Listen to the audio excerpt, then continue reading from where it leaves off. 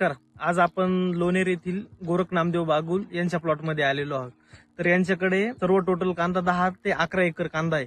तर यांना आपण 1 एकरसाठी वापरायला इंडोपी आणि वेनेटो दिलेलं होतं.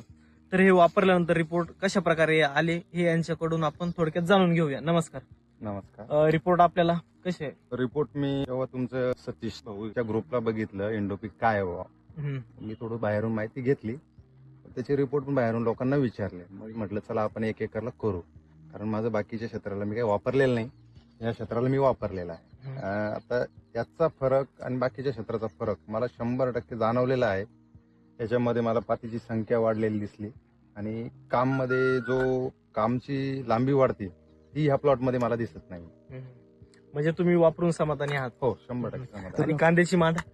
कांद्याची मान जे आपण दरवर्षी पाहतो त्याच्यापेक्षा आणि इतर कांद्यांपेक्षा भरपूर फरक आहे. आणि इतर शेतकऱ्यांना आपण काय सांगू इच्छिता?